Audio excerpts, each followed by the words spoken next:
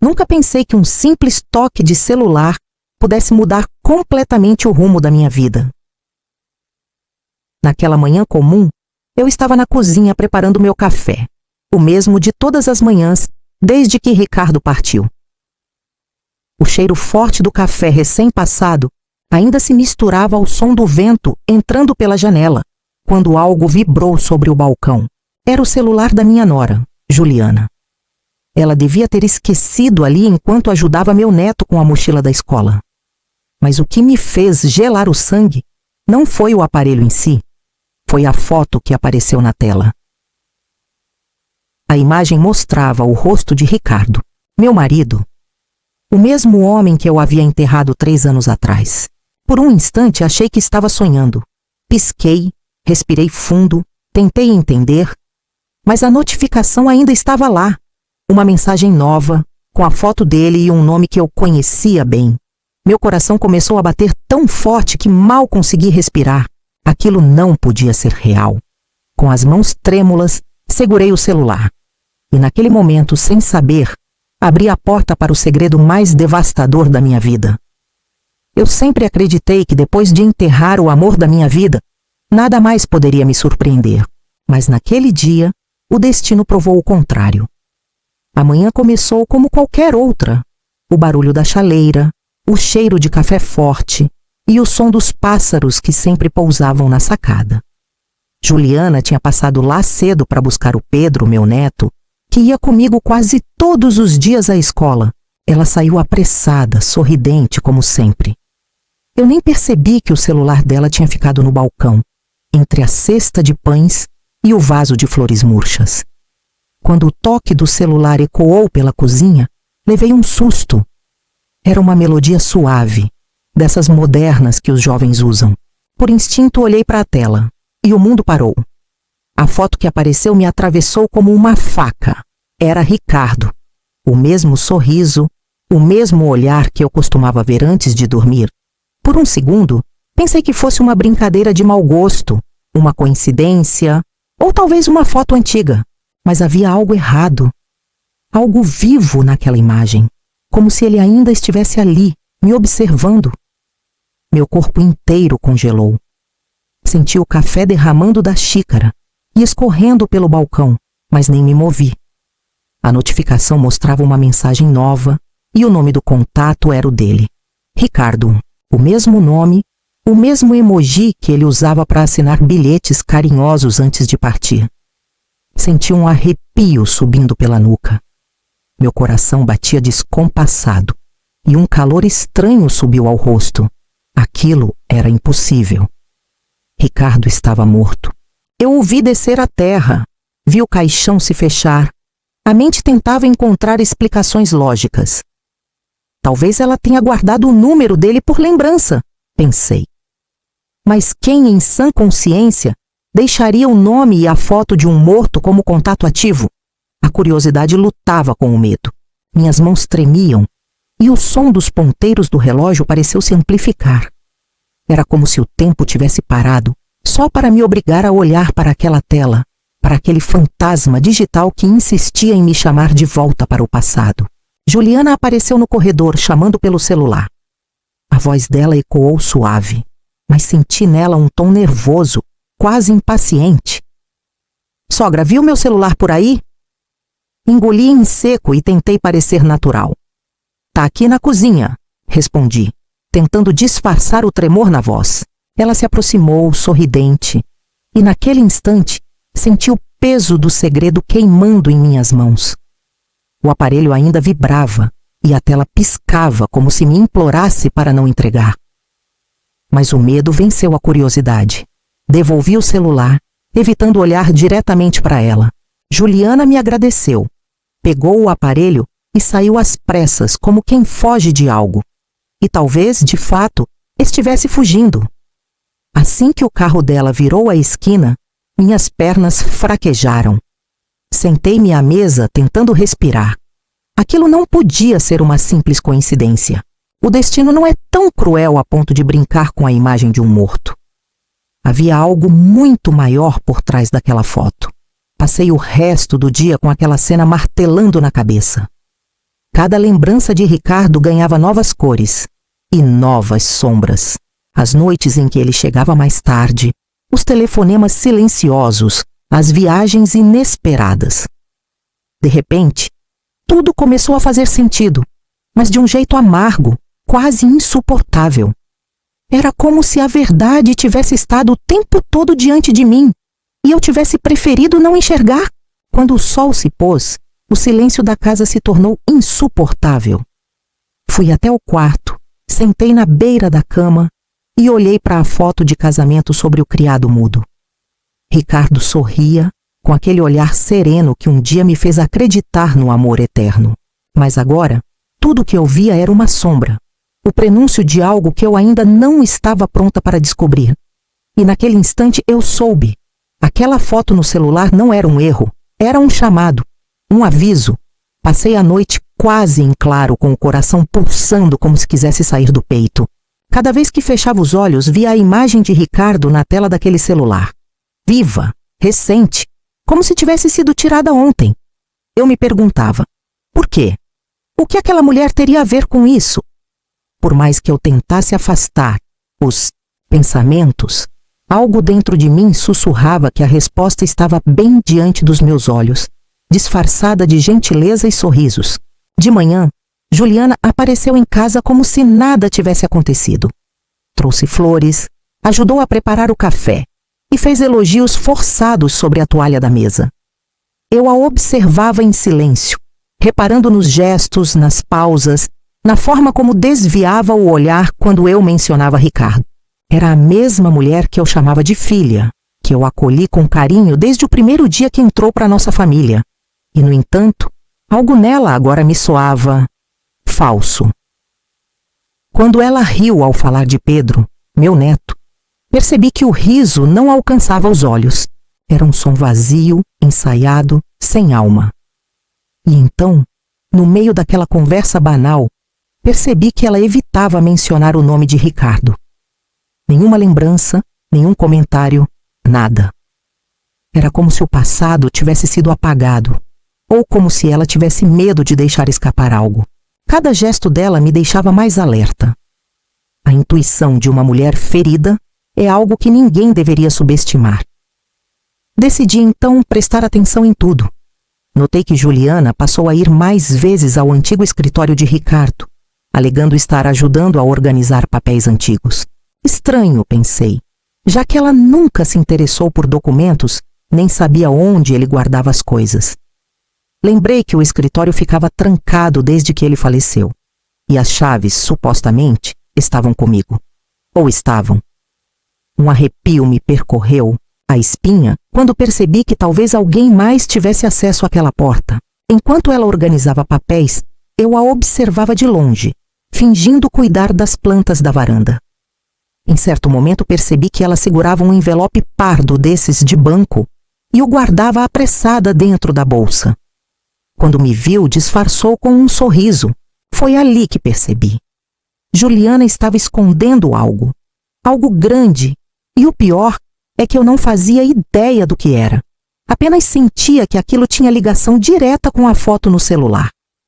Naquela noite, sentei à mesa e fiquei folheando o álbum de casamento, como quem procura respostas em lembranças antigas. O olhar de Ricardo nas fotos parecia me acusar. Por que você não viu antes? Pensei. As viagens repentinas, as desculpas com o trabalho, os dias em que o perfume dele não era o mesmo, tudo ganhava novo sentido. Eu havia sido cega, e agora a vida estava me obrigando a enxergar o que sempre esteve diante de mim. Nos dias seguintes, tentei me convencer de que era apenas paranoia. Afinal, a dor pode fazer a gente ver fantasmas onde não existem. Mas o que me incomodava era a serenidade de Juliana, a maneira como ela sorria enquanto o mundo dentro de mim desmoronava. A cada visita dela, eu sentia o coração bater mais rápido, como se meu corpo tentasse me avisar. Você está prestes a descobrir algo que mudará tudo. E talvez o destino já tivesse decidido que eu precisava descobrir, porque naquela mesma semana, algo inesperado aconteceu e me levaria direto à verdade que eu tanto temia. Quando Ricardo faleceu há 3 anos, Juliana se tornou o pilar da família. Todos diziam que eu era uma mulher de sorte por ter uma nora tão dedicada. E por um tempo, eu realmente acreditei nisso. Ela cuidou de mim, do Pedro, do enterro, dos papéis do seguro e até do testamento. Era solícita, amorosa, sempre com uma palavra de conforto. Eu, cega pela dor, não percebi que por trás daquela imagem de perfeição havia algo cuidadosamente calculado. Lembro-me do dia da leitura do testamento. O advogado, um homem de voz calma e expressão neutra, nos recebeu em seu escritório. O cheiro de papel antigo e café frio pairava no ar. Ricardo havia deixado tudo milimetricamente organizado. A casa principal ficou para mim e para o Carlos, nosso filho. Juliana herdou uma pequena quantia em reconhecimento ao apoio e carinho durante os últimos anos de vida. Parecia justo, mas hoje, olhando para trás, percebo que tudo ali tinha um subtexto, algo não dito, escondido nas entrelinhas. Juliana chorou durante a leitura, enxugando as lágrimas com um lenço branco. Disse que sentia falta do sogro como de um pai, e naquele momento, juro, eu acreditei. Ela abraçou o advogado, me abraçou, e prometeu que sempre cuidaria de Pedro e de mim. Acreditei em cada palavra. Mal sabia que aquele choro era apenas o prelúdio de uma mentira cuidadosamente ensaiada. Nos meses seguintes, a presença dela se tornou constante. Aparecia para ajudar, para ver como eu estava. Às vezes, chegava antes mesmo de eu levantar. Trazia flores, bolos ou simples desculpas para entrar no escritório de Ricardo. E eu, boba, achava que era preocupação. Havia algo de maternal, quase afetuoso nos gestos dela. Eu me sentia acolhida, amparada, e isso anestesiava qualquer suspeita. Ecoando na minha mente, ele disse que Juliana estava diferente, mais distante, mais fria, que às vezes a pegava falando sozinha no carro ou enviando mensagens tarde da noite. Mãe, acho que ela está escondendo alguma coisa, ele disse. Eu o repreendi, dizendo que era a dor da viuvez, que cada um lida com a perda de um jeito. Mas por dentro, algo começou a se remexer em mim, como uma ferida antiga tentando cicatrizar à força. Naquela época, o escritório de Ricardo ainda era um santuário. Ninguém entrava ali desde sua morte. As cortinas fechadas, o cheiro dele ainda preso nas roupas, a caneca de café sobre a mesa. Era o único espaço onde eu sentia que ele ainda existia. E talvez por isso eu tenha demorado tanto para perceber que Juliana parecia obcecada por aquele lugar. Ela falava do escritório como se fosse dela, como se guardasse ali algo mais do que simples lembranças. Comecei a observar detalhes. O jeito como ela sempre trancava a porta, o olhar inquieto quando eu passava por perto, o hábito de carregar a bolsa o tempo todo. Havia nela uma tensão disfarçada, uma inquietação que me deixava desconfortável. Era como se vivesse com medo de ser descoberta. E quanto mais ela sorria, mais eu sentia a falsidade escondida atrás daquele rosto sereno. Foi então que decidi. Precisava saber o que ela tanto procurava ali dentro. A verdade pode demorar, mas sempre encontra um jeito de bater a porta. E naquele caso, ela viria escondida dentro de uma gaveta trancada e de um envelope pardo que mudaria tudo. Numa tarde chuvosa, quando o vento soprava pelas frestas das janelas, tomei coragem para entrar no escritório de Ricardo. A porta rangeu como se me pedisse para não seguir adiante. O cheiro dele ainda estava ali, uma mistura de colônia amadeirada, papel antigo e silêncio. Cada passo que dei soava pesado, como se as lembranças quisessem me puxar de volta. Toquei na escrivaninha coberta por uma fina camada de poeira e senti um arrepio percorrer meu corpo. Era como tocar o passado com as próprias mãos. Os objetos pareciam intocados. O relógio parado às 22h14, a caneta dourada, o porta-retratos com a foto do nosso casamento. Mas algo chamou minha atenção. Uma gaveta inferior que nunca havia conseguido abrir. Sempre pensei que estivesse emperrada. Ao puxar, percebi que estava trancada por dentro. Passei os dedos pela madeira, tentando encontrar alguma fresta, e notei um pequeno risco circular quase imperceptível. Havia uma fechadura oculta, e aquilo me fez estremecer. Revirei o escritório à procura da chave, mas nada. Até que lembrei de uma velha caixa de charutos que Ricardo mantinha trancada no armário. Peguei a chave pequena que estava dentro e, com as mãos trêmulas, encaixei na gaveta. O clique seco ecoou pelo cômodo como um disparo. A gaveta deslizou lentamente, revelando seu conteúdo. Um envelope pardo, amarelado pelo tempo, com meu nome escrito à mão. Teresa. Meu coração disparou. Era a letra dele. Aquela caligrafia firme, levemente inclinada que eu conhecia de cor. Por um instante não consegui respirar.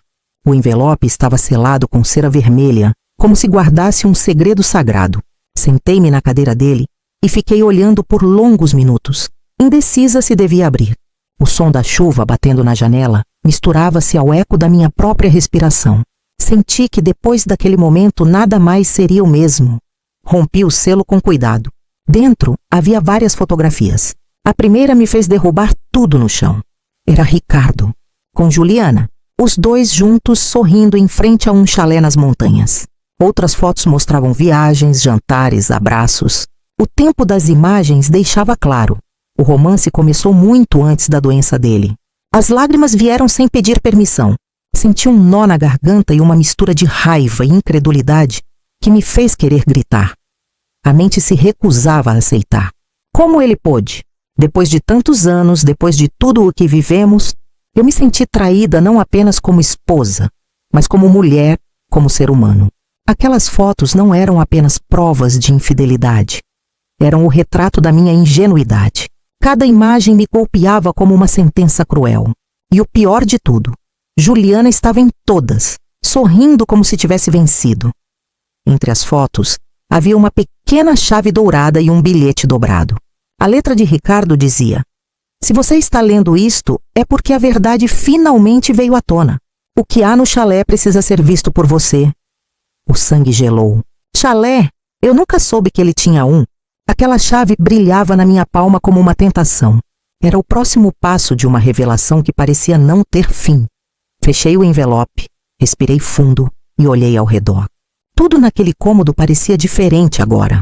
O escritório, antes símbolo de lembranças boas, havia se transformado em um campo de batalha entre amor e mentira. E enquanto guardava as fotos de volta no envelope, percebi que aquela chave dourada não abriria apenas uma porta, abriria também as feridas mais profundas da minha alma. Passei dias inteiros encarando aquela pequena chave dourada, como se ela tivesse poder sobre mim. Dormia e acordava pensando no que encontraria no tal chalé mencionado no bilhete.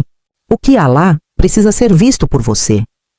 Essas palavras me assombravam. No fundo, eu sabia que a verdade nunca vem sozinha. Ela sempre traz dor. Ainda assim, algo mais forte que o medo me empurrava para frente. Era como se Ricardo, de onde quer que estivesse, me chamasse para encerrar o que havia começado. Peguei o carro numa manhã fria de sábado. O GPS indicava um ponto distante, subindo pelas montanhas, numa estrada antiga que eu nunca tinha percorrido. As árvores densas pareciam se curvar sobre o asfalto, e o vento soprava forte, trazendo um silêncio estranho, quase religioso. Cada quilômetro percorrido era um mergulho mais profundo no passado. Lembro de ter desligado o rádio e deixado apenas o som do motor e do meu coração acelerado. Depois de quase 2 horas de viagem, avistei uma placa enferrujada com o nome Refúgio, o mesmo nome escrito no verso do bilhete de Ricardo. Estacionei o carro e caminhei por uma trilha coberta de folhas secas. O ar ali tinha cheiro de pinho e terra úmida. A cada passo, o vento sussurrava entre os galhos, como se a natureza tentasse me avisar que eu estava prestes a cruzar uma linha da qual não haveria retorno. E então o vi. O chalé, pequeno e isolado, de madeira escura e janelas empoeiradas. A pintura descascada denunciava anos de abandono, mas ainda assim havia algo de familiar. A estrutura era sólida, quase acolhedora, como um segredo bem guardado. Aproximei-me da porta com a chave tremendo entre os dedos. Quando o trinco girou, um estalo ecoou no ar, e o som do vento pareceu cessar de repente. Ao entrar, senti o cheiro forte de madeira antiga, misturado ao leve perfume de lavanda. O chão rangia sob meus pés, e a luz que atravessava as frestas criava faixas douradas pelo cômodo. Havia uma lareira apagada, cortinas esverdeadas e sobre a mesa, uma garrafa de vinho vazia ao lado de 2 taças. 2. Aquele detalhe simples me cortou como uma lâmina. Era ali. Aquele era o refúgio deles, o ninho onde a traição havia ganhado forma. Andei devagar, observando cada canto, cada detalhe. Havia roupas dobradas sobre uma cadeira, um cachecol feminino pendurado no espelho e sobre a cama uma colcha de tricô feita por mim, a mesma que desapareceu da minha casa há 4 anos. Meu estômago revirou. Aquilo não era apenas o esconderijo de um casal. Era uma vida paralela, construída às minhas custas, com minhas lembranças, minhas coisas, meu amor. Em cima da cômoda, encontrei uma fotografia emoldurada. Ricardo e Juliana diante da lareira, abraçados. Ele sorria. Ela também. A cena era tão íntima que senti um impulso de quebrar o vidro. Mas em vez disso, sentei no chão e chorei. Chorei por todas as vezes em que confiei, em que perdoei, em que me enganei, achando que o amor era suficiente para proteger alguém da traição. Naquele chalé, eu não era uma visitante. Eu era um fantasma observando a própria substituição. Quando o choro cessou, o silêncio me envolveu por completo. Mas antes de sair, percebi algo estranho sobre o tapete, perto da lareira. Uma tábua ligeiramente solta. Ajoelhei-me e a levantei com cuidado. Ali, escondida no chão, havia uma caixa metálica com as iniciais RAM gravadas. Ricardo Augusto Martins? Meu coração voltou a disparar. O chalé ainda guardava segredos. E eu estava prestes a descobrir o mais sombrio deles. Voltar daquele chalé foi como dirigir com o coração em ruínas. A estrada que antes me parecia um caminho de descoberta, agora se transformava num corredor de lembranças quebradas. As curvas das montanhas refletiam minha própria confusão interna. O céu nublado parecia pesar sobre mim, e o som do vento batendo nas janelas do carro era o único companheiro daquela jornada silenciosa. Eu não sabia se chorava por raiva, tristeza ou incredulidade, talvez por tudo ao mesmo tempo. Quando cheguei em casa, tudo me pareceu estranho, como se nada mais me pertencesse. O sofá onde ele lia o jornal, o abajur que compramos juntos, até o relógio da parede parecia zombar de mim com seu tic-tac constante. Abri as janelas para deixar o ar entrar, mas o vento frio trouxe apenas o eco da lembrança dele.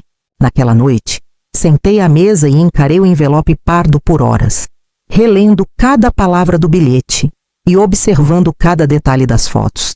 Eu precisava entender, precisava juntar as peças. Nos dias seguintes, comecei a me recolher. Evitava visitas, desligava o telefone e fingia estar ocupada quando Juliana aparecia. Meu coração gritava, mas minha boca permanecia calada. Eu sabia que qualquer passo em falso poderia alertá-la. A curiosidade dela era sempre disfarçada de preocupação, e isso me deixava ainda mais alerta. O jogo havia mudado. Agora eu não era mais a viúva inocente, mas a mulher que começava a ver o que sempre esteve escondido.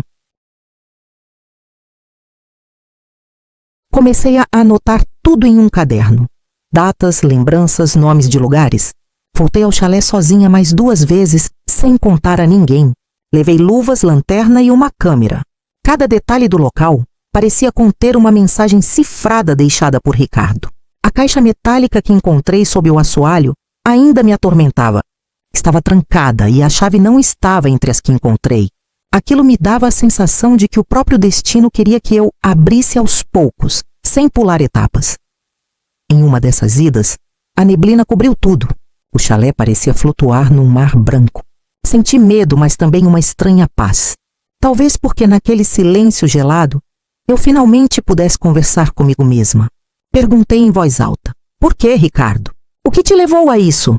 O som ecoou de volta como se a montanha me respondesse.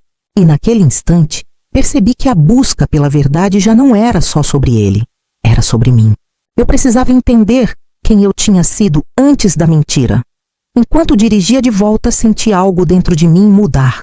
A dor ainda estava lá, mas agora vinha misturada com uma determinação silenciosa. Eu não queria vingança, queria respostas. E se a verdade tivesse um preço alto, eu estava disposta a pagar. Já não era a Teresa frágil que chorava pelo marido morto, mas uma mulher ferida que aprendera a caminhar no escuro. Nos dias seguintes, comecei a notar sinais de que Juliana estava ficando inquieta. Ela ligava com mais frequência, fazia perguntas estranhas e parecia testar minhas reações. Certa vez, comentou casualmente sobre um lugar bonito nas montanhas que Ricardo mencionava. Meu coração parou por um segundo. Ela sabia ou suspeitava. A partir dali, qualquer passo em falso poderia ser fatal.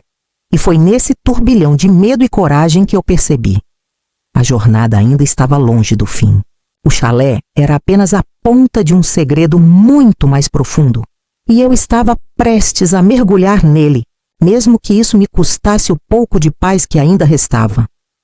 Voltei ao chalé numa manhã enevoada, quando o mundo parecia suspenso entre o passado e o presente.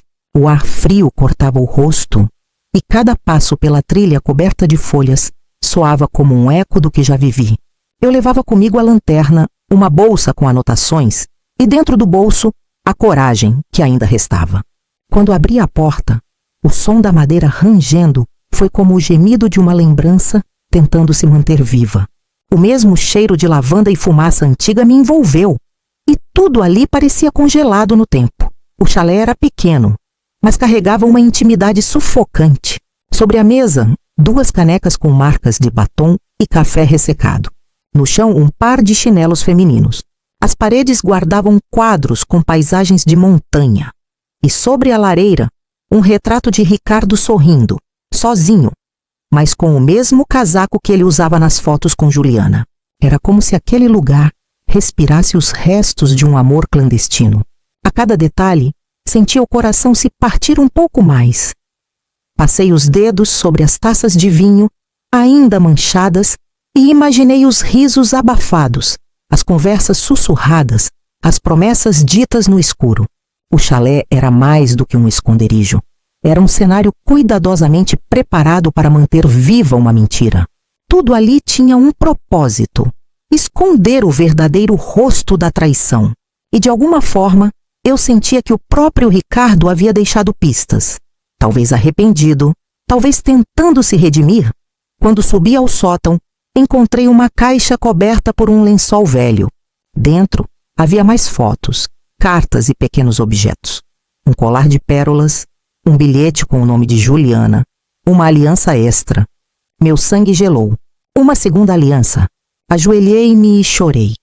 Não apenas pela traição, mas pela vida inteira que construí acreditando numa história que nunca existiu.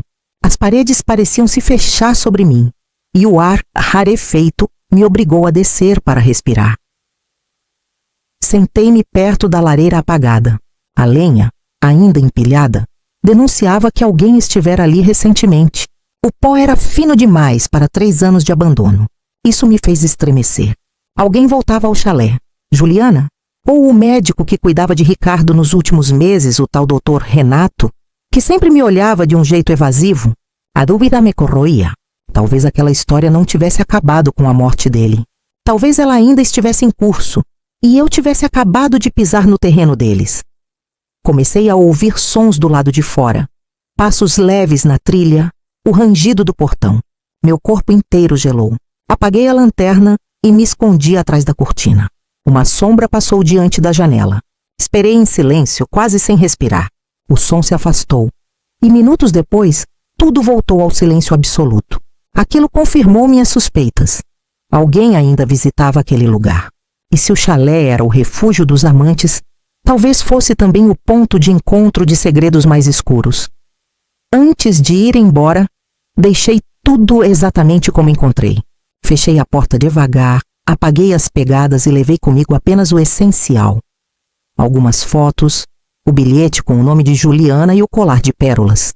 No caminho de volta, o peso da descoberta me esmagava. Eu não era mais apenas uma viúva traída. Eu era uma mulher no limiar de uma verdade mortal. Enquanto o carro descia a serra, o sol nascia tímido atrás das montanhas. E naquele instante, compreendi que o amanhecer nem sempre traz luz. Às vezes ele apenas revela o tamanho da escuridão que estava oculta o tempo todo. De volta em casa, Sentei à mesa e espalhei sobre ela tudo o que havia trazido do chalé. As fotos, o colar, as cartas e o bilhete com o nome de Juliana. À primeira vista, nada parecia mais do que provas de uma traição comum. Mas havia um envelope diferente, carimbado com o logotipo de uma seguradora. Meu coração gelou. Lembrei que Ricardo tinha comentado algo sobre um seguro de vida, mas nunca deu detalhes. Por instinto, abri o documento e comecei a ler. E foi ali que o chão desapareceu sob meus pés. O valor da apólice era absurdo. R$1 milhão. Mas o que me fez perder o ar foi o nome escrito no campo beneficiário. Juliana Alves Martins. Minha nora, a mulher que fingia me consolar, que dizia sofrer a morte do sogro como de um pai.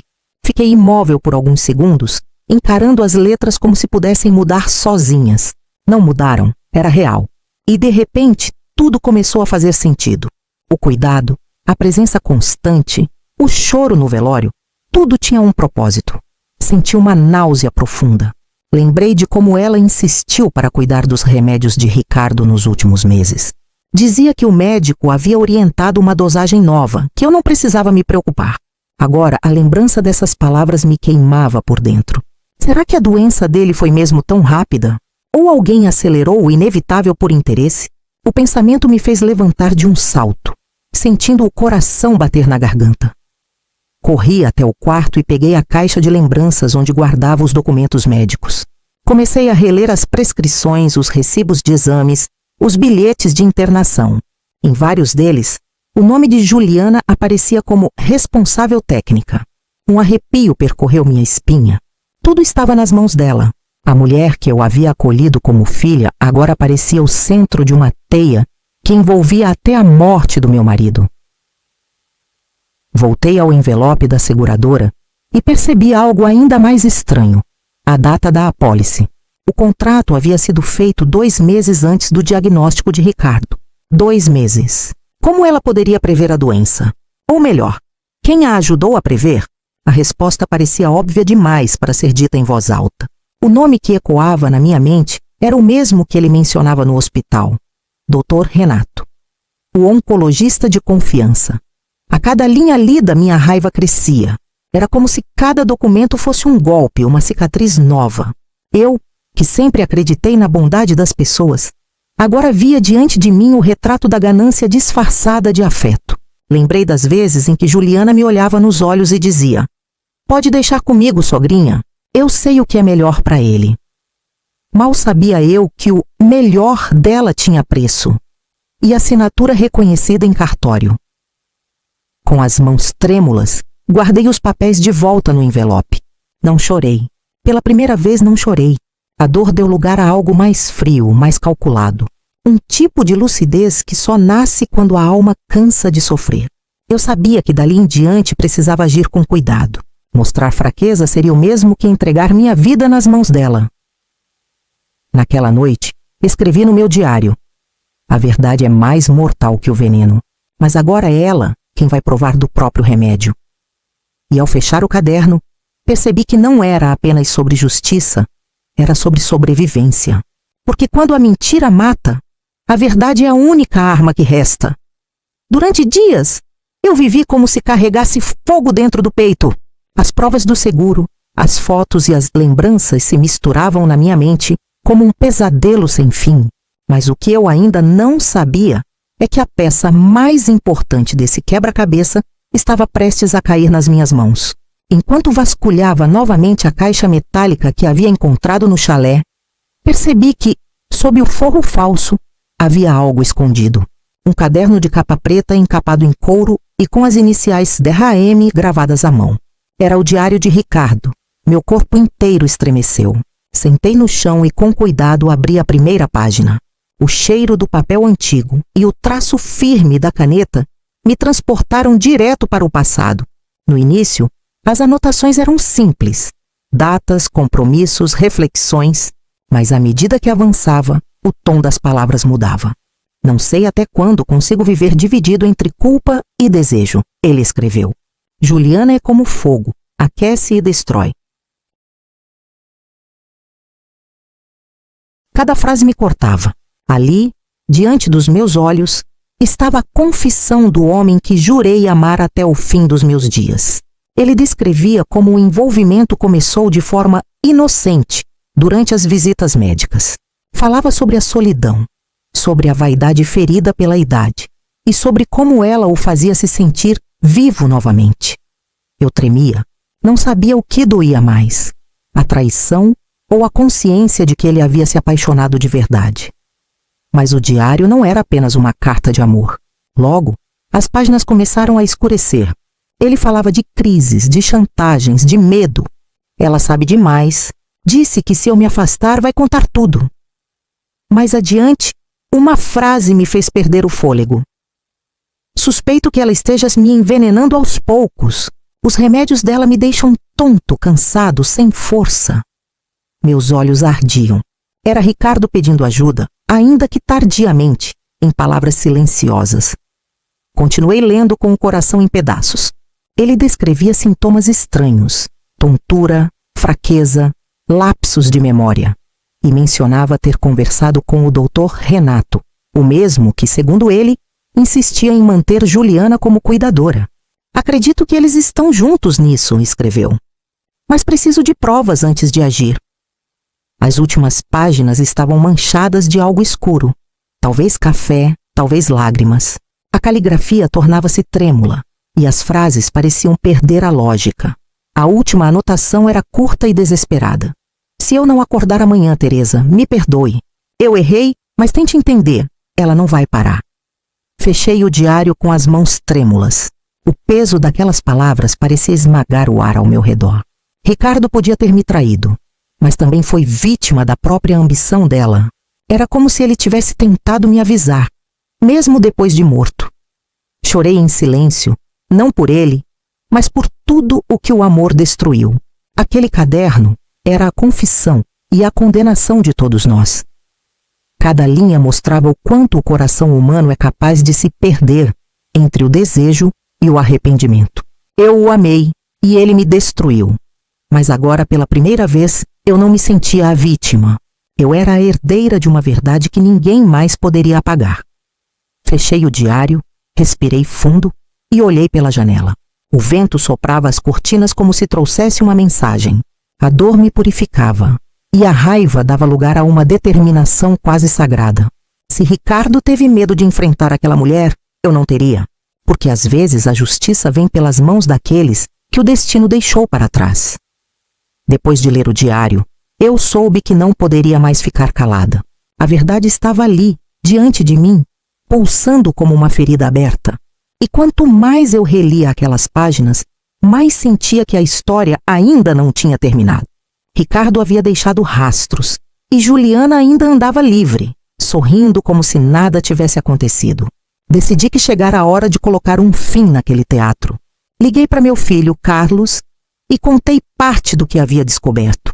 Ele ficou em choque, mas prometeu me acompanhar até o chalé.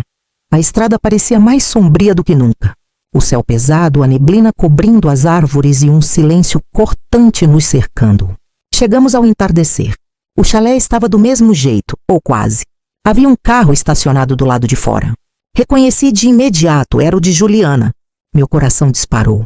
Pedi a Carlos que esperasse no carro e ligasse para a polícia se algo acontecesse. Peguei meu celular e o diário de Ricardo e entrei devagar. A porta estava entreaberta. O cheiro de lavanda ainda impregnava o ar, mas agora havia outro aroma misturado. Algo metálico, forte, como sangue e perfume barato. Juliana estava lá dentro, de costas, conversando com alguém. Reconheci a voz antes mesmo de vê-lo. Dr. Renato. Eles falavam baixo, tensos, como quem carrega um segredo prestes a ruir. Fiquei escondida atrás da escada, ouvindo. Você disse que o seguro estava resolvido, ela sussurrou. E está, ele respondeu. Mas se essa velha descobrir, tudo vai por água abaixo. Meu coração pareceu parar. O tom de desprezo com que ele falou de mim fez o sangue ferver. Peguei o celular e comecei a gravar discretamente. As palavras deles eram facas que cortavam a máscara de inocência que Juliana usava havia anos. Ela nunca vai achar nada, disse o médico. Ninguém acreditaria numa viúva senil. Foi então que pisei em falso e a tábua rangiu. O silêncio que se seguiu foi mortal. Juliana se virou lentamente. e o susto no rosto dela foi tão grande que por um segundo ninguém respirou. Teresa, ela disse com a voz trêmula. O que está fazendo aqui? Eu a encarei firme, segurando o diário na mão. Vim buscar a verdade, respondi. E parece que encontrei. Dr. Renato tentou intervir, mas Carlos entrou de repente com o celular na mão, transmitindo tudo em tempo real para a polícia. Continuem falando, ele disse. A gravação já está feita. Juliana perdeu o controle. Gritava, chorava. Dizia que era mentira, mas a confusão só a condenava ainda mais. Eu mantive o olhar frio, sem um tremor sequer. A mulher que ela conhecia, frágil, amável, ingênua, tinha ficado para trás. Agora, quem estava diante dela era alguém moldada pela dor. Quando as sirenes ecoaram ao longe, vi o desespero se apoderar do rosto dela. Tentou correr, mas Carlos a segurou. O médico permaneceu em silêncio, pálido, resignado, como quem já sabe o destino que o espera. Minutos depois, a polícia entrou, recolheu as provas e levou os dois algemados. A cada passo que davam, eu sentia o peso do passado sendo arrancado dos meus ombros. A justiça começava, enfim, a respirar. Fiquei parada na soleira da porta, observando o chalé pela última vez. Aquele lugar que um dia fora o santuário da mentira, agora se tornava o cenário da verdade. E enquanto o vento soprava entre as árvores, senti que Ricardo, em algum lugar, finalmente descansava. Mas o eco daquela noite não se calaria tão cedo, porque a verdade, uma vez libertada, nunca mais volta para o silêncio. Depois daquela noite, percebi que a verdade, quando vem à tona, não grita, ela sussurra e destrói em silêncio. A polícia levou Juliana e o Dr. Renato, mas algo dentro de mim dizia que a história ainda não tinha acabado. A investigação dependia das gravações, e eu sabia que precisaria provar cada palavra dita no chalé. Carlos, meu filho, passou dias inteiros revisando o vídeo e os áudios que gravamos. Cada frase deles era uma confissão disfarçada, uma corda se apertando lentamente ao redor do próprio pescoço. A primeira gravação mostrava claramente Juliana dizendo: se ela descobrir, a gente perde tudo. Depois o médico respondendo: não se preocupe, a dosagem final já fez o efeito. Essas palavras bastavam para condená-los. Mas Carlos quis ir além. Ele instalou uma cópia dos arquivos em nuvem e entregou os originais às autoridades. Tudo foi documentado com precisão. Pela primeira vez, senti que não estávamos mais sozinhos, que, enfim, a verdade tinha aliados. Nos dias seguintes, a casa voltou a ficar estranhamente silenciosa. O som dos passos de Juliana já não ecoava pelos corredores e o ar parecia mais leve. Mas o vazio que ela deixou não era o de uma ausência, e sim o de um veneno que finalmente começava a sair do corpo. Eu passava horas olhando pela janela, tentando entender em que momento a vida havia virado um labirinto de mentiras. Talvez o amor, quando é cego, nos torne cúmplices sem perceber. Um dia recebi uma ligação do delegado responsável pelo caso. A voz dele era grave e contida, mas havia um tom de respeito. Dona Teresa, sua coragem salvou mais vidas do que imagina. As gravações revelaram algo maior. Não era apenas sobre seu marido. Meu coração disparou. Ele explicou que Renato e Juliana haviam aplicado o mesmo golpe em outras pessoas. Pacientes idosos, homens ricos e solitários, todos com apólices de seguro suspeitas. Ricardo, sem saber, fora apenas mais uma vítima em uma sequência de crimes bem planejados. Fiquei em silêncio por alguns segundos. O mundo parecia girar devagar. Tudo aquilo, os jantares, as viagens, o chalé, fazia parte de uma rede criminosa de sedução e morte. Senti raiva, claro, mas também pena. Pena de Ricardo por ter se deixado enganar. Pena de mim por ter acreditado tanto. Pena de Juliana por ter vendido a alma em troca de dinheiro que nunca veria. Era a justiça divina, chegando com a precisão que os homens muitas vezes não têm. Carlos e eu fomos chamados para prestar novos depoimentos. Ele manteve a calma, mas eu podia ver nos olhos dele a dor de perceber que a mulher que dividiu sua cama era uma assassina. O amor, quando se mistura à vergonha, cria um silêncio que dói mais do que qualquer palavra. Eu o abracei e disse: Não carregue o erro dela. O mal que ela fez não é o seu espelho. Ele apenas assentiu, com os olhos marejados, e ali percebi que o perdão também é uma forma de justiça. Naquela noite, quando o noticiário exibiu o caso, o chalé apareceu nas imagens. O repórter falava sobre o refúgio dos amantes, como o centro de um escândalo policial. Eu assisti em silêncio, sentada na poltrona que antes pertencia a Ricardo. Senti lágrimas escorrendo, mas eram diferentes. Não de dor, mas de libertação. Era o fim do disfarce, o início de uma nova vida. Antes de dormir, abri o diário dele mais uma vez. As últimas palavras diziam: se o amor for meu erro, que a verdade seja a minha redenção. Fechei o caderno, apaguei a luz e sussurrei: você foi perdoado, Ricardo. Mas agora, quem precisa confessar é ela. Quando os resultados da perícia chegaram, meu corpo inteiro tremeu. Eu sabia que encontrariam algo, mas não estava preparada para ouvir cada detalhe. O delegado veio pessoalmente até minha casa, acompanhado por uma mulher do Ministério Público. Eles me pediram para sentar. O ar parecia pesado, e o relógio da sala marcava exatamente o mesmo horário em que Ricardo faleceu 3 anos antes. Dona Teresa, ele começou.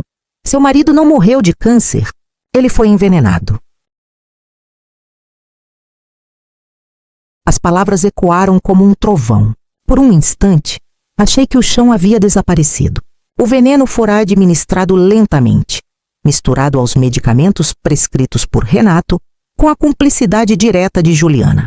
A perícia encontrou traços de substâncias químicas nas amostras guardadas em laboratório e nos frascos antigos que Ricardo usava. As provas eram incontestáveis.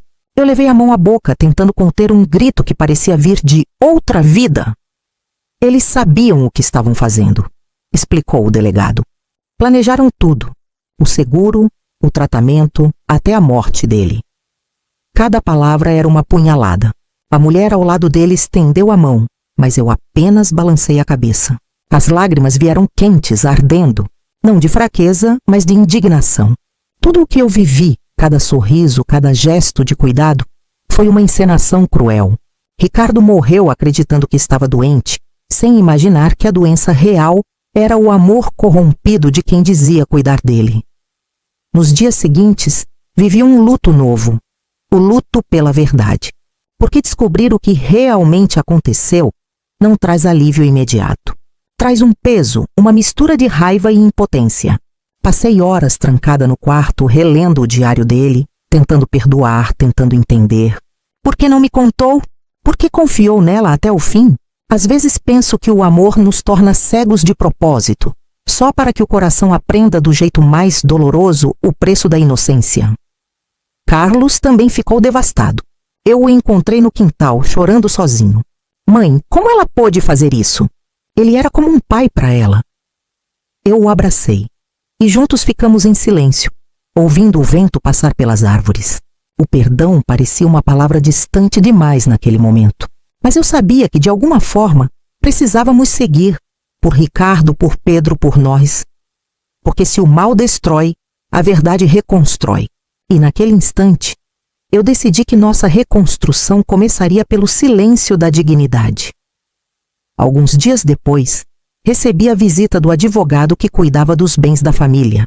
Ele trouxe uma cópia do testamento e um novo documento anexado pela Justiça: a anulação do seguro de vida e a transferência dos bens de Ricardo para mim e para Carlos. A senhora venceu, Dona Teresa, ele disse. Mas eu não sorri, porque naquela vitória não havia alegria, apenas justiça tardia. A lei pode punir o corpo, mas a consciência é o único tribunal que nunca encerra seus julgamentos. Juliana e Renato foram formalmente acusados de homicídio doloso e fraude financeira.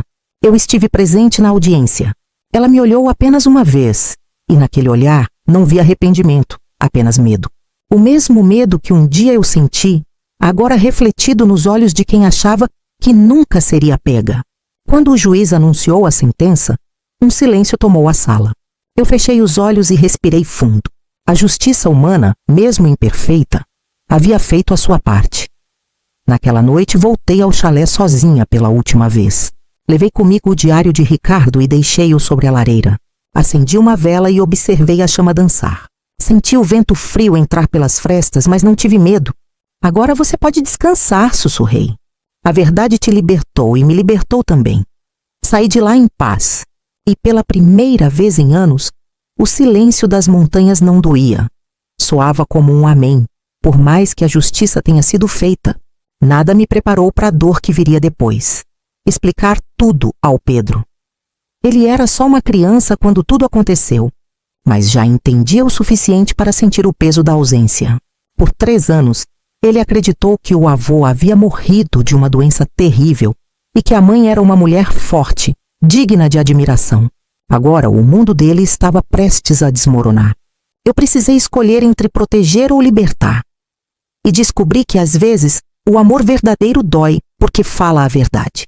Esperei o momento certo. Ele estava sentado no jardim, brincando com o cachorro quando me aproximei. O sol batia de leve sobre o cabelo dele e, por um instante, vi em seus traços o reflexo de Ricardo. Os mesmos olhos curiosos, o mesmo sorriso contido. Sentei ao lado e perguntei se lembrava do avô. Lembro, vovó.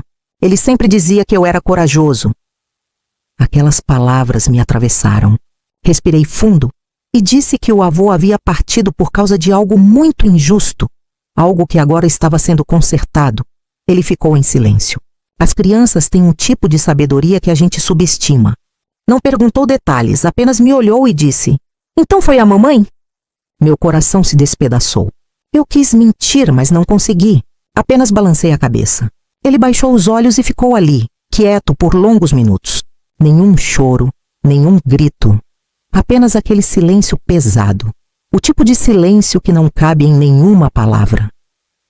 Nos dias seguintes, Pedro começou a se recolher. Parou de brincar, dormia mal e evitava olhar para o quarto da mãe. Às vezes acordava no meio da noite e ia se deitar comigo. Eu o abraçava e dizia que estava tudo bem, mesmo sabendo que não estava. Era um tipo de dor que não tem remédio. O luto por alguém que ainda está vivo. Eu vi nele a mesma ferida que um dia senti em mim, a sensação de ter sido enganado por quem mais se ama. Carlos tentava se manter forte, mas eu via nos olhos dele o medo de perder o filho para o trauma. Levamos Pedro a uma psicóloga infantil, uma mulher doce que o ouviu com paciência.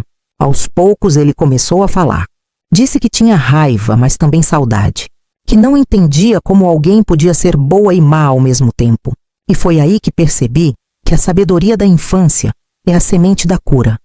Ele não queria vingança, queria compreensão. Certa noite, enquanto o colocava para dormir, ele me perguntou: "Vovó, o vovô perdoaria a mamãe?" Eu fiquei sem resposta. A pergunta dele me acompanhou por semanas. Talvez sim, pensei. Ricardo, com todos os seus erros, era um homem de coração brando. Mas o perdão, percebi, não é um presente que damos a quem errou. É o fardo que deixamos de carregar. E Pedro estava aprendendo isso antes mesmo de entender o que era a vida. O tempo passou e ele começou a desenhar. Seus cadernos se enchiam de montanhas, chalés, pessoas sorrindo. Um dia, me mostrou um desenho com 3 figuras. Um homem, uma mulher e uma criança segurando as mãos. "É a gente no céu", vovó disse. Eu sorri, tentando esconder as lágrimas. Na simplicidade daquele traço, ele me ensinava o que a dor ainda não tinha conseguido, que o amor não morre, apenas muda de forma. A partir dali, prometi a mim mesma que transformaria aquela tragédia em aprendizado. Pedro não cresceria com ódio, mas com consciência, porque a verdade pode machucar, mas é ela quem molda o caráter. E um dia, quando ele fosse adulto, eu queria que olhasse para trás e dissesse: "Minha avó me ensinou que o amor e a justiça andam juntos, mesmo quando o mundo tenta separá-los." Quando achei que nada mais pudesse me surpreender, recebi uma ligação inesperada da delegacia. Era o delegado. A voz dele soava séria, mas havia algo estranho em seu tom. "Dona Teresa, Juliana quer falar com a senhora." Por um momento, o chão pareceu sumir debaixo dos meus pés. Parte de mim queria desligar na hora, mas outra parte, aquela que ainda buscava entender o porquê de tudo, me fez dizer sim. 2 dias depois, eu estava diante da penitenciária feminina, o coração apertado, tentando controlar as lembranças que insistiam em voltar. O portão de ferro se fechou atrás de mim com um som metálico que ecoou na alma. Fui conduzida até uma sala fria, de paredes cinzentas e uma mesa simples no centro. Juliana entrou algemada, mais magra, o rosto pálido e os olhos fundos. Mesmo assim, ainda havia algo de altivo nela, como se tentasse manter a aparência de controle. Quando nossos olhares se cruzaram, o tempo pareceu parar. Ela respirou fundo, hesitou e disse com a voz rouca: "Eu não aguento mais carregar isso sozinha." Por alguns segundos, o silêncio foi absoluto. Eu apenas a observava. Juliana baixou a cabeça e começou a falar. Disse que tudo começou como um plano de vingança, mas que saiu do controle. Contou que Ricardo se apaixonou por ela e que no início também acreditou estar amando. Mas, segundo suas próprias palavras, o amor virou moeda. Ela confessou que Dr. Renato viu na doença dele uma oportunidade e que ela, cega pela ambição, aceitou participar. Mas não foi só isso. Ela continuou chorando. Ricardo descobriu o que eu e Renato estávamos fazendo. Ele queria se entregar à polícia e eu entrei em pânico. As lágrimas escorriam pelo rosto dela, mas eu não sentia pena. Sentia uma mistura de repulsa e alívio. Era como se cada palavra dela fosse uma chave abrindo as portas do inferno que ela mesma criou. Eu não queria matá-lo, disse entre soluços. Mas Renato disse que se ele falasse, eu seria a próxima. Então, deixei acontecer. Fechei os olhos e respirei fundo. A sala parecia girar. Ela continuava falando, confessando detalhes que faziam o coração apertar. Mas o pior, disse, é que esse não foi o primeiro crime. Eu a encarei em silêncio. O que quer dizer com isso? Perguntei. Ela hesitou, olhou para mim com um misto de medo e desespero e sussurrou. O irmão dele, Jorge, ele também morreu por minha causa. O ar desapareceu dos meus pulmões. Eu lembrava bem de Jorge, um homem bom, generoso, que sempre ajudou Ricardo com os negócios da família. Ele havia morrido em um acidente de carro anos antes, e ninguém jamais suspeitou de nada. Juliana confessou que Jorge descobriu parte do envolvimento dela com o médico e ameaçou expor tudo. Eu só queria assustá-lo, disse. Mas Renato foi longe demais. Cada palavra era uma ferida nova se abrindo. Senti as mãos suando, o coração acelerado. Ela dizia que carregava esse peso há anos e que, desde a prisão, ouvia a voz de Ricardo em sonhos, pedindo que contasse tudo. Eu sei que não mereço perdão, murmurou, mas precisava tirar isso de dentro de mim. Permaneci imóvel, olhando para ela, não com ódio, mas com uma serenidade que nem eu sabia que tinha. Antes de ir embora, me levantei devagar e disse apenas uma frase. A verdade te libertou, mas não te absolveu. E enquanto as portas de ferro se fechavam atrás de mim, senti que aquele encontro não foi o fim. Foi apenas o início de algo ainda mais sombrio que estava prestes a ser revelado. Saí daquela prisão com o corpo pesado e a mente em turbilhão. Juliana havia confessado mais do que eu poderia imaginar. Mas uma frase não saía da minha cabeça. Eu não estava sozinha. Passei a noite acordada, folheando o diário de Ricardo, tentando encontrar qualquer pista que conectasse tudo. E então, nas páginas finais, percebi algo que antes não fazia sentido. Em uma das últimas anotações, ele mencionava o nome de uma pessoa que até então eu julgava irrelevante. Adriana. Adriana era a sobrinha de Ricardo, filha de Jorge, aquele mesmo irmão cuja morte agora eu sabia não ter sido um acidente. Sempre a considerei uma moça doce, estudiosa, que vinha nos visitar de tempos em tempos. Ela e Juliana eram muito próximas, quase como irmãs. Recordei-me de várias ocasiões em que as duas cochichavam juntas durante os jantares de família. Na época, pensei que fosse apenas cumplicidade feminina. Hoje percebo que talvez fosse conspiração. No diário, Ricardo escreveu algo que agora soava como um presságio. Adriana sabe mais do que aparenta. Preciso entender de que lado ela está. Essas palavras me fizeram gelar. Se Jorge havia morrido por causa de Juliana, e Adriana era sua filha, então o que a teria mantido próxima dela? A resposta veio como um raio. Vingança e ganância andam lado a lado. Talvez Adriana tivesse decidido continuar o trabalho do pai, ou lucrar com o segredo que descobriu. Na manhã seguinte, fui até o advogado da família. Pedi para revisar os registros antigos das empresas e das contas bancárias de Ricardo e Jorge. O que encontramos foi estarrecedor. Pouco tempo após a morte de Jorge, uma transferência considerável havia sido feita para uma conta em nome de Adriana. E o mais curioso, a assinatura do documento bancário tinha sido validada por Juliana. O elo entre elas estava confirmado. Corri para contar a Carlos. Ele ficou em silêncio por um longo tempo e então disse algo que me arrepiou. Mãe, a Adriana me ligou semana passada. Meu coração disparou. O que ela queria? Perguntei. Disse que queria conversar, que sabia de coisas que poderiam mudar tudo. Fiquei gelada. Percebi que ela estava se movendo, talvez tentando se proteger, agora que o castelo de mentiras estava desmoronando. Nos dias seguintes, comecei a receber mensagens estranhas. Sem remetente, sem assinatura. Frases soltas como você não sabe o que ele escondia. E nem tudo acabou. A princípio pensei que fosse algum tipo de trote. Mas uma das mensagens trazia uma foto. O chalé à noite, com uma luz acesa lá dentro. Senti o sangue gelar. Adriana estava lá. De alguma forma, aquele lugar continuava sendo o epicentro do nosso inferno. Carlos quis chamar a polícia, mas eu pedi calma. Precisávamos de provas, não apenas suspeitas. Decidi ir até o chalé mais uma vez, mas desta vez não sozinha. Carlos insistiu em me acompanhar, e juntos seguimos pela estrada das montanhas, sob uma garoa fina que parecia anunciar algo sombrio. Eu sabia que aquela viagem seria diferente. A cada curva, o ar parecia mais denso, e a sensação de que algo terrível estava prestes a acontecer me acompanhava como uma sombra. Quando chegamos, o portão estava aberto.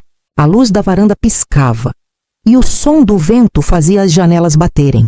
Senti o coração acelerar, e uma voz interna sussurrou. A verdade ainda não terminou de se revelar. E no fundo, eu sabia. A presença de Adriana naquele lugar significava que o ciclo de traição ainda estava em andamento, e eu estava prestes a encará-lo de frente. Naquela noite, o telefone tocou pouco depois das 10. Eu estava sentada na sala, revendo as mensagens misteriosas que havia recebido, quando ouvi o toque insistente. Do outro lado da linha, a voz de Carlos veio trêmula, quase irreconhecível. Mãe, o Pedro sumiu. Senti o mundo girar. As pernas fraquejaram e o celular quase escapou das minhas mãos.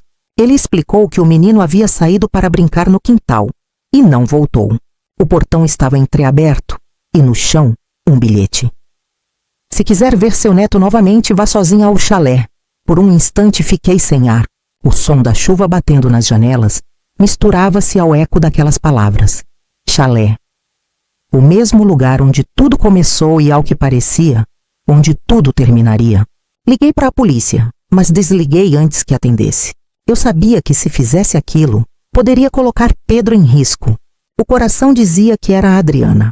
Ninguém mais teria motivos tão pessoais para me atingir. Era a filha de Jorge, a mulher que crescera sob o peso da vingança e agora queria me fazer pagar pelos pecados que não cometi. Peguei o carro sem pensar 2 vezes. A estrada das montanhas parecia mais escura do que nunca, coberta por uma névoa espessa. O medo me apertava o peito, mas o amor por Pedro era mais forte do que qualquer terror. Cada curva parecia sussurrar o nome dele. Eu ouvia em cada lembrança. O sorriso tímido, os olhos brilhando quando ouvia as histórias do avô. Aguenta firme, meu anjo, murmurei, enquanto dirigia com as mãos trêmulas no volante.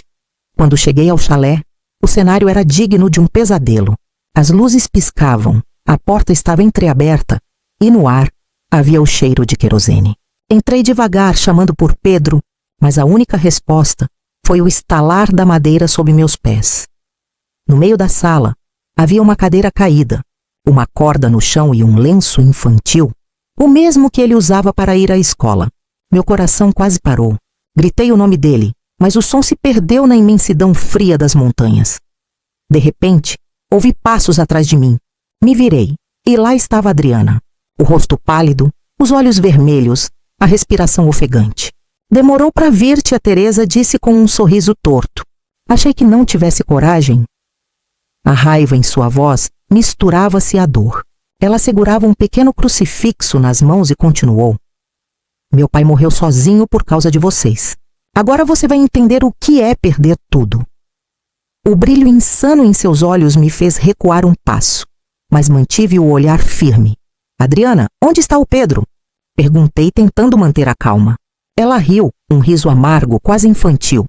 Ele está seguro, por enquanto, mas depende de você. Aquelas palavras gelaram meu sangue. Tentei me aproximar, mas ela apontou uma arma tremendo. Não dê mais um passo. O som do vento uivando lá fora parecia acompanhar a tensão que tomava conta do ar. Eu sabia que qualquer movimento errado poderia custar a vida do meu neto. Olhei em volta e percebi algo. O diário de Ricardo ainda estava sobre a lareira. Adriana também o viu. Então era isso o que você queria? Perguntei. Provar que ele mereceu morrer? Ela hesitou. Quero que o mundo saiba quem ele realmente era.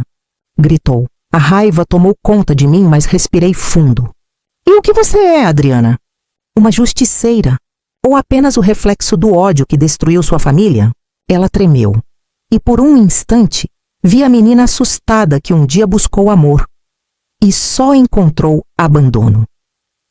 Antes que ela pudesse responder, ouvi um gemido vindo do quarto ao fundo. Era Pedro. Meu corpo reagiu antes da mente. Corri em direção ao som, ouvindo o estampido de um disparo atrás de mim. O barulho ecoou como trovão nas paredes do chalé. O destino havia me arrastado de volta àquele lugar. E agora, entre o medo e o amor, eu sabia. Ou salvava meu neto, ou morria tentando. O som do tiro ecoou pelas montanhas, cortando o silêncio como uma sentença. Senti o vento frio invadir o chalé, misturando-se ao cheiro de pólvora. Meu coração batia tão rápido que mal conseguia ouvir meus próprios passos. Corri até o quarto e encontrei Pedro amarrado, mas vivo, com os olhos arregalados de medo. Vovó! Ele gritou. Ajoelhei-me, desatei as cordas com mãos trêmulas e o abracei com força. Vai ficar tudo bem, meu amor. A vovó está aqui. Mas eu sabia que não estava. Adriana ainda estava armada e furiosa. Antes que eu pudesse reagir, ela apareceu na porta. O olhar dela era puro desespero. Você não entende, Teresa. Ele mereceu. Todos vocês mereceram. Gritou com a arma apontada em nossa direção. Eu me coloquei à frente de Pedro, o corpo inteiro tremendo, mas firme. Não existe justiça no ódio, Adriana. Só mais dor. Ela hesitou por um segundo. E foi nesse instante que Pedro, em um ato impulsivo, jogou um vaso contra a parede, distraindo-a. Aproveitei o momento para empurrá-la e correr em direção à saída. Saímos pela porta dos fundos, correndo pela trilha em meio à floresta. O chão estava molhado e o som da chuva misturava-se aos passos apressados. Eu ouvia a Adriana vindo logo atrás, gritando coisas desconexas, palavras de vingança e dor. Cada disparo que ela dava ressoava entre as árvores como um trovão. Agarrei Pedro pela mão e o puxei ofegante enquanto a escuridão parecia nos engolir. As folhas molhadas colavam nas roupas e o frio queimava a pele, mas nada me deteria. Chegamos a um pequeno desfiladeiro. O terreno era íngreme e escorregadio, e a neblina impedia a visão além de alguns metros. Senti o desespero me dominar. Vovó, estou com medo, ele sussurrou. Eu também estou, meu amor, respondi. Mas coragem é seguir mesmo com medo. Atrás de nós, Adriana se aproximava, arfando, os olhos enlouquecidos. Ninguém vai tirar mais nada de mim, gritou, levantando a arma novamente. Foi então que o som das sirenes começou a se aproximar. Luzes azuis cortaram a escuridão. A polícia havia rastreado o celular de Carlos, que conseguiu localizar o sinal do meu carro. Adriana olhou para as luzes e começou a chorar. Eles vão me levar como levaram ela? Disse num tom quase infantil. A arma tremia em suas mãos. Dei um passo à frente devagar. Acabou, Adriana. Ninguém vence a dor fugindo dela. Por um instante pensei que ela fosse atirar em si mesma. Mas o grito de um policial que se aproximava a fez soltar a arma e desabar no chão, soluçando. 2 agentes correram e a imobilizaram. Pedro chorava, agarrado às minhas pernas. Eu fiquei parada, olhando para aquela mulher. Um retrato vivo da destruição causada pela vingança. Ele prometeu que tudo seria diferente. Ela repetia sem parar. Eu não sabia se falava de Renato, de Ricardo ou do próprio pai. Talvez de todos. A chuva engrossou e o chalé atrás de nós parecia uma sombra distante. O delegado se aproximou, colocou a mão no meu ombro e disse: "Acabou, Dona Teresa." Mas eu sabia que não havia fim real para uma história assim. A dor pode ser contida, mas nunca completamente apagada. Abracei Pedro com força e olhei para o céu encoberto. As nuvens se abriam lentamente, revelando uma estrela solitária. Talvez um sinal de que, mesmo nas noites mais escuras, ainda existe um traço de luz. Voltamos para casa em silêncio. Pedro dormiu no meu colo, exausto. Eu o observei e prometi a mim mesma que aquele ciclo terminaria ali. Nenhum segredo, nenhuma mentira, nenhuma herança valeria mais do que a paz. Porque aprendi, da forma mais dura, que a verdade não destrói, ela liberta. Mas primeiro faz doer. Depois daquela noite na floresta, a vida nunca mais foi a mesma. E de certo modo, ainda bem. A justiça foi feita, mas o preço foi alto demais. Adriana foi condenada e levada para um hospital psiquiátrico. Juliana continuava presa. E o doutor Renato aguardava julgamento em uma penitenciária de segurança máxima. Cada um, à sua maneira, pagava por aquilo que semeou. Mas para mim e para Carlos, o verdadeiro desafio começava agora. Aprender a viver depois da dor. Durante semanas a casa ficou mergulhada em silêncio. As paredes pareciam guardar os ecos do que vivemos. Às vezes eu acordava à noite e achava que ainda estava naquele chalé, ouvindo o som da chuva batendo no telhado. O trauma deixara cicatrizes invisíveis, mas também uma força nova, a força de quem sobreviveu ao impossível. Carlos mergulhou no trabalho, tentando ocupar a mente, e Pedro aos poucos começou a sorrir de novo. Cada riso dele era um lembrete de que a vida ainda podia florescer. Um dia, sentei na varanda com uma xícara de café e percebi algo simples, mas profundo. O ar estava leve, o vento já não parecia carregar lembranças. E o cheiro das flores no jardim tinha voltado. Foi nesse instante que entendi o verdadeiro significado da palavra cura. Não é esquecer, é olhar para trás e não sentir mais o peso do ódio. A dor não desaparece, mas se transforma em sabedoria. E eu, pela primeira vez, me permiti respirar sem culpa. Carlos conheceu uma mulher chamada Elisa, enfermeira do hospital onde Pedro fazia terapia. Ela tinha um jeito calmo, olhar bondoso e uma fé que parecia abraçar todos ao redor. Aos poucos, foi se tornando parte da nossa rotina. E de maneira discreta trouxe cor para os dias cinzentos. Ver meu filho sorrir novamente, depois de tanto tempo, foi como assistir o sol nascer após uma tempestade interminável. Pedro, por sua vez, se apegou à escrita. Começou a redigir pequenas histórias sobre coragem e perdão. Dizia que era a forma que encontrava de curar o coração. Quando mostrou o primeiro caderno, com letras tremidas e desenhos coloridos, eu chorei, porque percebi que, sem perceber, ele transformava o passado em arte e a dor em propósito. Às vezes, a pureza das crianças é o milagre que os adultos passam a vida tentando reencontrar. Com o tempo, voltei a frequentar a igreja do bairro. Lá, encontrei paz no silêncio e força nas orações. Aprendi que a justiça divina não tem pressa, mas nunca falha. Olhando para tudo o que vivi, percebi que não perdi. Fui lapidada. A vida, com todas as suas tragédias, me ensinou que o perdão não é fraqueza. É a forma mais corajosa de seguir adiante.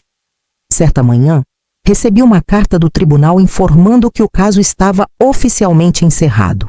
Li o documento com calma e, ao final, escrevi uma única frase no rodapé. A verdade venceu. Depois, fechei a pasta e a guardei no fundo de uma gaveta. Não por esquecimento, mas por gratidão. Porque, enfim, o passado havia encontrado o seu lugar.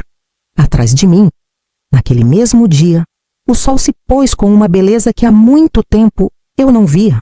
Sentei no quintal com Pedro ao meu lado e ele perguntou: "Vovó, o amor ainda existe?" Eu sorri e respondi: "Sim, meu bem, ele existe em quem escolhe recomeçar." E naquele pôr do sol dourado, percebi que o fim da dor é apenas o início da paz. Os anos passaram e Pedro cresceu diante dos meus olhos como quem floresce depois de um inverno longo. Aquele menino que um dia chorava calado, agora falava com sabedoria além da idade. Tornou-se um jovem sereno, de olhar profundo e coração curioso. Desde cedo, demonstrou interesse em entender a mente humana. Talvez porque tenha aprendido ainda criança o quanto a dor e o amor caminham lado a lado. Um dia me disse: "Vovó, quero ajudar as pessoas a não se perderem na própria tristeza." E foi assim que decidiu estudar psicologia. Assisti com orgulho o caminho que ele escolheu trilhar. Durante a faculdade, Pedro começou a participar de grupos de apoio para crianças que haviam perdido familiares de forma traumática. Ele não falava da própria história, mas seu jeito inspirava confiança. Muitos diziam que quando ele falava, parecia que o coração dele já tinha conhecido o abismo, e ainda assim sabia indicar a saída. Era o dom que nasceu da dor transformada em compaixão. Lembro-me do dia da formatura. Ele subiu ao palco com um sorriso sereno e, em seu discurso, mencionou algo que me fez chorar. As feridas não definem quem somos, mas o que fazemos com elas define quem nos tornamos. A plateia aplaudiu de pé. Naquele instante, senti como se Ricardo, de onde quer que estivesse, também o estivesse ouvindo. E pensei: a redenção da nossa história veio através dele. Pedro nunca quis esconder o passado. Com o tempo, começou a escrever sobre ele, não para expor, mas para curar. Seu primeiro livro falava sobre perdão, resiliência e o poder da verdade. Dedicou-o a mim com uma frase simples: "Para minha avó, que me ensinou que a justiça sem amor se torna vingança." Quando li, chorei de novo, mas dessa vez de gratidão, porque percebi que tudo o que vivi não foi em vão. As entrevistas, os convites para palestras, o reconhecimento, tudo veio naturalmente, sem que ele buscasse fama. Pedro se tornou referência em temas de superação e saúde emocional. Às vezes ele dizia que cada pessoa que o ouvia era como uma peça que se encaixava no quebra-cabeça que um dia despedaçou nossa família. E eu sabia que ele estava certo, porque cada palavra de amor dita no presente é um pedido de perdão ao passado. Certa tarde, caminhávamos pelo jardim quando ele me perguntou: "Vovó, você já perdoou completamente?" Eu pensei por um momento e respondi: "Não sei se o perdão é um ponto de chegada, Pedro. Acho que é um caminho que a gente escolhe andar todos os dias." Ele sorriu e disse: "Então estamos no mesmo caminho." Aquelas palavras ficaram gravadas na minha alma. Hoje, quando olho para ele, vejo o reflexo de tudo o que sobreviveu dentro de nós e tudo o que renasceu. Ele é a prova viva de que as gerações não precisam repetir as dores dos seus antepassados. O sangue carrega lembranças, mas o espírito carrega escolhas. E Pedro escolheu ser luz onde antes havia sombra. Às vezes, à noite, ainda abro o diário de Ricardo. As páginas antigas, já amareladas, agora não doem mais. Elas me lembram de onde viemos e do quanto caminhamos. Fecho o livro e agradeço em silêncio, porque o verdadeiro legado que deixamos no mundo não é o que possuímos, é o que curamos. E Pedro, com sua alma gentil, curou o nome da nossa família. Hoje, quando olho para trás, percebo que cada dor, cada perda e cada revelação fizeram parte de um plano maior. A vida não me poupou de sofrimentos, mas me deu o privilégio de ver a verdade triunfar. Durante muito tempo, achei que justiça e vingança eram a mesma coisa. Aprendi que não. A vingança destrói em silêncio. A justiça liberta, mesmo quando chega tarde. Eu precisei atravessar o fogo para entender que o amor não é sinônimo de cegueira, e sim de coragem para enxergar. Há dias em que ainda me pego lembrando de Ricardo, não como o homem que me traiu, mas como o homem que, mesmo perdido, tentou me proteger no fim. As páginas do diário dele não são mais feridas, são testemunhos. Cada linha escrita com culpa se transformou em aprendizado. Porque no fim todos erramos. Mas poucos têm a chance de reparar. E talvez essa história tenha sido menos sobre punição e mais sobre redenção. Com o tempo, aprendi a perdoar até o que parecia imperdoável. Não por fraqueza, mas porque o perdão É o único remédio que não envenena quem o toma. Vi o ódio consumir vidas, destruir lares, apagar sorrisos. E decidi que comigo seria diferente. Escolhi viver leve, viver livre. Hoje, a paz que habita esta casa não veio da ausência do passado, mas da aceitação dele. O chalé nas montanhas ainda existe. Um novo casal comprou o terreno, reformou tudo e o transformou em uma pousada. Às vezes penso em visitá-lo, mas nunca o faço. Prefiro lembrar do som do vento entre as árvores, do perfume de lavanda e da sensação de despedida que ficou naquele lugar. O passado é um livro que deve ser fechado com respeito, não com raiva. Pedro vem sempre me visitar. Agora é ele quem me aconselha, quem me faz rir, quem me ensina sobre paciência e fé. Ele diz que, sem perceber, eu o tornei forte. E eu sempre respondo que foi ele quem me devolveu a vida. A cada vez que o vejo ajudar alguém, sinto que o ciclo se fechou. O amor que um dia foi motivo de dor, agora é ferramenta de cura. Às vezes penso em tudo o que poderíamos ter sido se o destino tivesse seguido outro rumo. Mas logo lembro que a vida não se trata de e se, e sim de apesar de. Apesar das perdas, das traições e das quedas, ainda estamos aqui. E isso é o maior milagre de todos. Sobreviver é a forma mais silenciosa de vitória. Então, se alguém estiver me ouvindo agora e passando por uma dor parecida, quero dizer uma coisa: não desista. A escuridão não é o fim, é apenas o intervalo antes da luz voltar a nascer. A verdade pode demorar, mas sempre encontra um jeito de aparecer, mesmo que venha nas mãos de quem mais te feriu. E quando ela chegar, abrace-a, porque a verdade é dura, mas é ela quem te devolve a vida. E antes de encerrar, deixo o meu pedido de sempre. Se esta história tocou seu coração, inscreva-se no canal, curta este vídeo e conte nos comentários de onde você está assistindo. Que a minha voz, mais do que uma lembrança, seja um lembrete de que o amor, mesmo depois da dor, ainda é o que nos mantém de pé. Se você chegou até aqui, talvez tenha sentido o coração apertar em alguns momentos. E está tudo bem. Às vezes, as histórias mais dolorosas são justamente aquelas que mais nos ensinam. A vida tem um jeito misterioso de revelar verdades quando achamos que já não suportamos mais. Mas é nas quedas que descobrimos quem realmente somos e até onde vai a nossa força.